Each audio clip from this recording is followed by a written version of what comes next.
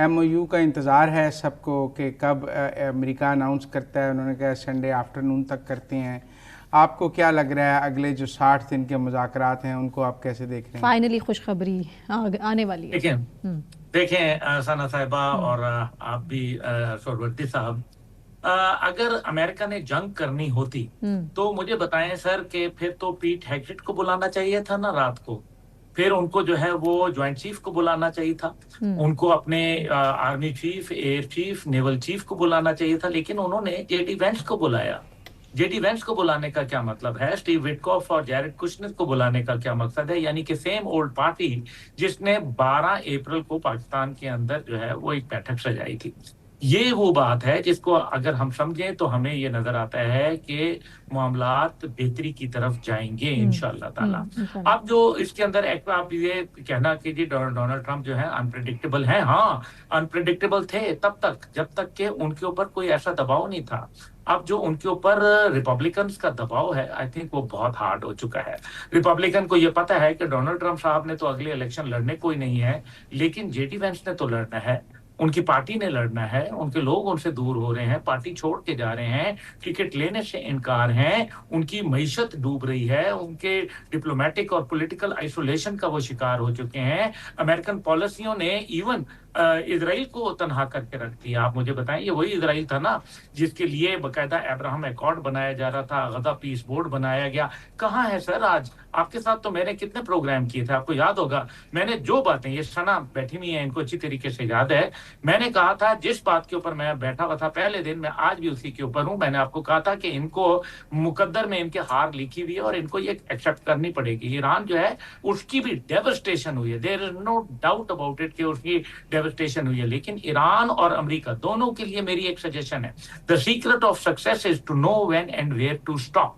उनको पता होना चाहिए है कि ईरान को भी पता होना चाहिए कि अभी मौका है। ये ना हो कि इजराइल जो है वो ये जानता है बड़ा अच्छा, नेतन्याहू खास तौर पे जानता है इस बात को कि उसको इलेक्शन के अंदर कामयाबी नहीं मिलनी, जिसका मतलब सीधा सीधा ये है कि वो जेल जाएगा और सारी जिंदगी चक्की पीसेगा इंशाल्लाह। लेकिन इस सारे के अंदर वो चाहता क्या है कि वह जंग चलती रहे या अनसर्टेनिटी रहे। अनसर्टेनिटी रहेगी तो अमेरिका रहेगा, अमेरिका रहेगा तो उसकी जो हुकूमत है वो इमरजेंसी के ऊपर सेटअप पे चलती रहेगी। जैसे वो कितने सालों से इलेक्शन अवॉइड करके चला रहा है, उसके पास आवाम को देने के लिए कुछ नहीं है, उसका मैंडेट तमाम का तमाम फारिग हो चुका हाँ, है। लेकिन और आज दुनिया में आज इजरायली डिफेंस मिनिस्टर ने कहा है कि हम लेबनान पे कोई पीस डील कबूल नहीं करेंगे और लेबनान पे हम अपनी लड़ाई जारी रखेंगे, ईरान अमेरिका बेशक सुलह हो जाए। तो सर दो ही बातें हैं ना। फिर इसका मतलब है कि अमेरिका के पास दो ऑप्शन हैं। एक पहली ऑप्शन ये है कि वो हमला करे, एक अलामती हमला करे, उसमें कुछ बमबारी करे और कहे, विक्ट्री डिक्लेयर कर दे और कहे कि जी मैं जा रहा हूं और मैं ये अपने अहदाफ मुकम्मल कर लिए। व्हाटएवर, दुनिया को तो वो झूठ बोलते हैं, वो पहले भी बोलते आए हैं, अब भी बोल लेंगे। दूसरा ऑप्शन उनके पास ये है कि ये जिस तरह से चल रहा है जनाब, आई एम गोइंग, और उसके बाद जो है देखा जाएगा जो भी है। केओटिक सिचुएशन में अफगानिस्तान को छोड़ा, वियतनाम को छोड़ा, हेटी, सोमालिया, इराक को छोड़ा, लिबिया को छोड़ा, ये सारे केओस के अंदर छोड़ा ना तो ठीक है। अगर यहाँ होती रहती है इजराइल को वो सपोर्ट करते रहेंगे, ईरान पे सैंक्शन लगाए रखेंगे और खुद वो यहाँ इलाके से लेकिन चले वो तो जाएंगे। लेबनान जाने और ईरान दुनिया का जाने। ईरान का सीज फायर तो वो मान रहे हैं, वो लेबनान का सीज फायर नहीं मान रहे। सर लेबनान के बाद आप देखें ना, माशाल्लाह सरवर्जी साहब, आप तो you are such a bright man. मुझे ये बताइए कि अगर लेबनान में पीस नहीं होगा या खित्ते में कहीं भी पीस नहीं होगा तो नतीजा क्या निकलेगा? इसका मतलब ये है कि वक्ती तौर पर ये वॉल्केनो जो है थोड़ी देर के लिए इसमें उबाल कम हो जाएगा, लेकिन लावा फटने से पहले लावा पकता रहेगा और लावा कभी भी फट जाएगा। फिर इसका मतलब है कि यमन की सिचुएशन भी यही रहेगी। इसका मतलब है कि अल फाशिर के अंदर भी वही काम होता रहेगा। इसका मतलब यह है कि वो अरब दुनिया को तकसीम भी कर चुके हैं। आपको पता ही है, जीसीसी तो अब आज टूटा कल टूटा वाली बात है।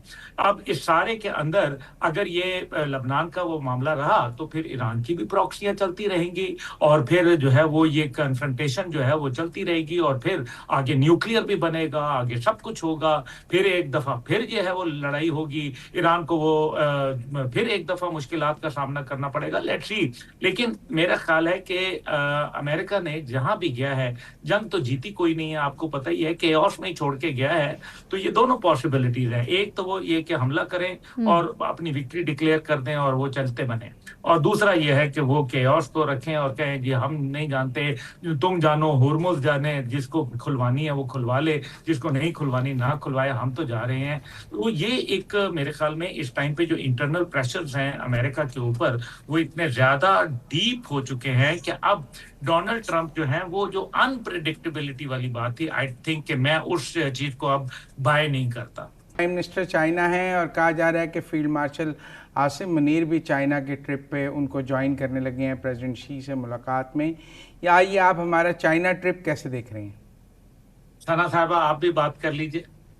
जी अब्दुल्ला साहब, मैं ये कहना चाह रही थी कि इस जंग ने ईरान को, आपको नहीं लगता कि पहले से कहीं ज़्यादा मजबूत और ताकतवर बनाकर पूरी दुनिया के सामने रख दिया है? कि हम मैन्युफैक्चरिंग में मिसाइल्स उठा के देख लें, हम ड्रोन्स उठा के देख लें, ईरान की मैन्युफैक्चरिंग हमारे सामने है। और यही नहीं बल्कि समुंदर भी 22,000 किलोमीटर जिस तरह से ईरान ने कब्जा कर लिया है ईरान के लिए, तो आपको नहीं लगता कि विन विन सिचुएशन पहले से ही है? और इसकी अगर एक और दूसरी साइड भी देखी जाए तो हो सकता है कि इससे मुज़ाकरा डायलॉग्स तो पहले भी हमने देखा है कि अमेरिका और ईरान के बीच में हुए हैं, लेकिन डायलॉग्स का नतीजा क्या निकला? आपको नहीं लगता कि खतरे की घंटी तो अभी भी कहीं ना कहीं पे बजती रहेगी? देखिए मुजम्मिल साहब, आपने जो सवाल पूछा था चाइना का, देखिए चाइना का विजिट तो एक अलहदा चीज है। कब हो रहा है? 75 साल जब हमारा एक उनके साथ दोस्ती का ताल्लुक, एक जिसको सदर शी जिनपिंग ने अब समुंदर से गहरी और हिमालय से बुलंद और शहद से मीठी दोस्ती को एक नया नाम दिया है, आनी भाई, यानी कि आयरन ब्रदर्स। ये अब ब्रदरहुड जो है ये एक बड़ा यूनिक कॉम्बिनेशन है और एक ऐसे वक्त में दौरा हो रहा है जिस टाइम पे सदर ट्रंप जो है वहां से होके आए हैं, सदर पुतिन जो है वो होके आए हैं और प्राइम मिनिस्टर ऑफ पाकिस्तान हो रहे हैं। आपको नजर नहीं आ रहा कि एक बड़ी अलाइनमेंट जो है वो दुनिया में पेश आ रही है जिसके अंदर पाकिस्तान का एक बड़ा अहम तरीन किरदार है। This is very important. And अगर फील्ड मार्शल के बगैर तो ये दौरा मेरे ख्याल में इसके अंदर वो चाशनी, वो लज्जत नहीं होगी, इसलिए उनका जाना वहाँ जरूरी है। और पे जो वहाँ चाइना की क़यादत है उनसे मिलना और पीपल्स लिबरेशन आर्मी के साथ, आपको पता है 14 अगस्त के ऊपर कुछ पाकिस्तान ने तोहफे भी देने हैं, कुछ सरप्राइजेस हैं दुनिया के लिए, भारत के लिए। और आप ये भी देखें ना कि हम पाकिस्तान के साथ, चाइना के साथ मिलकर हम मैन्युफैक्चरिंग कर रहे हैं उनकी असला साज इंडस्ट्री को। उसके अंदर हमारे जहाज भी हैं, उसके अंदर हमारे मिसाइल्स भी हैं, उसके अंदर हमारी जो है वो सबमरीन्स भी हैं, उसके अंदर हमारे नेवल जो फैसिलिटीज हैं वो भी मौजूद हैं। अब ये तो बहुत ही अहमियत का एक दौरा है। अब इसको इकोनॉमिक एक्टिविटी में कैसे कन्वर्ट करना है, ये मेरे ख्याल में चाइना आपसे पूछेगा कि आप ईस्टर्न वैल्यूज के ऊपर रख के चलेंगे या अभी भी वेस्टर्न नियम को ही फॉलो करेंगे। क्योंकि अगर आपने इसको इकोनॉमिक स्ट्रेंथ में कन्वर्ट करना है तो आई एम सॉरी सर, फिर आपको वेस्टर्न वैल्यूज को जरा आपको पीछे हटना पड़ेगा। जहां तक ताल्लुक है सना साहिबा का, लेकिन सना साहिबा बात यह है कि ईरान की विक्ट्री, आप इसको क्या विक्ट्री कहेंगे कि $270 बिलियन का नुकसान होना, 6,000 से ज्यादा शहादतें होना, लबनान की मिला के बात कर रहा हूं, और उसके अंदर अवाम को तकरीबन 22 लाख लोगों का बेरोजगार हो जाना, ऑयल इंडस्ट्री का बंद हो जाना और इसके अलावा दीगर इंफ्रास्ट्रक्चर को नुकसान पहुंचना। आई थिंक कि एक विक्ट्री ईरान को जरूर है और वो है मॉरल विक्ट्री।